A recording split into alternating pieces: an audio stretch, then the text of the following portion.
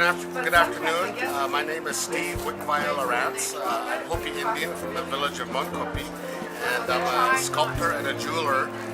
We're here at the Herd Indian Market showing our work primarily in jewelry this weekend. Hello, I'm Denipah-LaRance, and I'm Navajo and Tewa. My mom's from San Juan Pueblo, and I'm an artist. I started out as a painter and evolved into being a tufa cast jeweler, but I try everything, and so I'm just an artist. Initially, I started as a Hopi stone sculptor, one of the very few Hopi stone sculptors, and I started over 20 years ago doing Hopi designs in alabaster and marble, and then that led to meeting other artists, and about 18 years ago we got into the jewelry area, and so I actually do two art forms: three-dimensional sculpture, Hopi designs in stone, and then Hopi designs in sterling and gold jewelry as well. My jewelry, I was taught by Rick Charlie. He was looking for a studio space, and so we shared a studio up in Flagstaff, and I taught him how to paint, and he taught me how to do tufa casting. We switched, kind of taught each other some techniques, and from there, it's probably been about 15 years that I've been doing tufa casting. And for me, it was an easy transition because it's like painting or drawing into a stone. So it was an easy. Tufa is a really nice medium to work with. Our style is a very old style. It's called tufa cast jewelry, but it involves the use of a volcanic stone called tufa stone.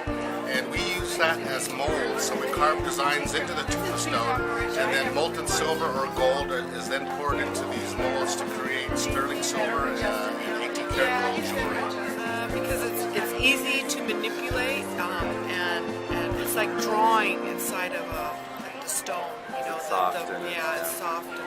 It's easy to translate paintings or drawings into this tufa stone. And I just had to learn how to think in reverse.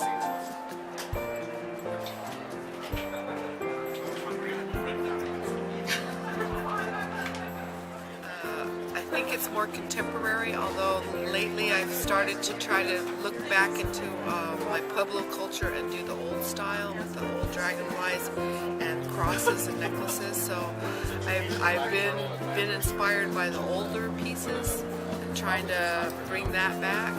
But I go off on contemporary stits or whatever, and so it's a blend. But I really like being experimental, and it's really fun. But I like to use my old designs, old pottery designs, the older designs from the ancient pieces. A lot of the influence in my work comes from my upbringing on the Hopi Reservation, and so I feel in tune with the ceremonies and the culture of the Hopi people. So a lot of our designs include motifs of water, rain clouds, corn. It's very important to our society. And we accent these designs with different colors of stones in our jewelry, such as turquoise, sugilite, coral, Australian opals. We use a lot of the traditional stones, but we also use exotic stones as well, gemstones included in our work. So these two, the idea of bringing the Hopi designs in a contemporary fashion by adding different types of stones to enhance the design work really well in our jewelry. Paintings, that's my true love. And I've kind of been on hiatus for the last 3 months. I'm moving my studio space, but I do portraits, and I do a lot of my children, and big. I like to do huge, big, and I love oil paintings. It's the thrill of my life. And so I didn't bring any this time. Usually they're always too big to even bring, but that's my true heart line. Yep, they got the jewelry gene, and Coda got the dancing gene.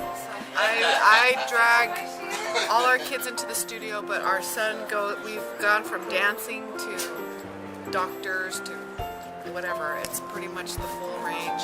But they all come in the studio and work with all of us. They all paint, all our kids. They all dabble in jewelry. They all dance. So we all very creative in our house. Is, we've encouraged the children to not only participate in their culture, but to dance as well, and to explore mediums of art forms. My wife is an accomplished painter as well, so the kids are actually brought up in an area where they can work in a two-dimensional format through painting or sculpture, and then also the jewelry as well. But also we've encouraged them to perform and dance as well. So our children are hoop dancers and have participated in the hoop dance contest at the Herd Museum for the last 15 years.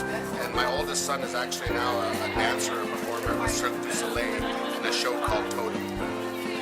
Overall, the recession has really had an effect on a lot of artists, and not only the lack of buyers now at shows, but the metal prices have gone up as well, so we've actually been hit on both sides. The collectors are kind of holding back on items, and they're starting to buy just real quality items, so we've kind of moved towards working in higher quality designs and higher quality stones, although it does come at a cost, because now gold is over $1,450 an ounce, and silver is at about $35 an ounce. So what we're doing is, instead of making a bunch of stuff, we're just making more real high quality work and enhancing them with high quality stones and stuff. And that has really, that's still a niche market, because the quality pieces do tend to sell. People appreciate the work that you put into it and all of the quality materials. And so not only have we moved our artwork up in materials and quality, but we've also started exploring international venues for our work. So for the last 2 years, I've done shows in Japan, I've done shows in Vancouver, Canada, Montreal. I did a show in Germany and in Amsterdam this past year, so we've actually went more international with our work, and we've been able to do quite well by not only focusing on the quality of our work, but making our reach more international over the past few years. So we've been able to weather the recession. I think a lot of it is just is having good, strong relationships with your collectors. That's very important, letting them know, a little bit more marketing, not only on the social networks, but also by email and the traditional way of sending out mailers and stuff, and advertising. And so I've actually used Facebook a lot to promote my work, and it's given me some great results. In our future, me and Steve, our youngest son, is graduating from high school, so we're kind of being set free, and we're going to be able to travel. I'd like to go somewhere warm where I can work outdoors a little more, maybe doing more sculptures and just relaxing those muscles and bones. And so maybe I'd like to visit Denise Wallace in Hawaii or something like that. This is my granddaughter. What's your name? Sade Faye Young. And she's 6 years old, and she wants to grow up to be a hoop dancer like her uncle Coda Bear. Right? What do you like about dancing? Do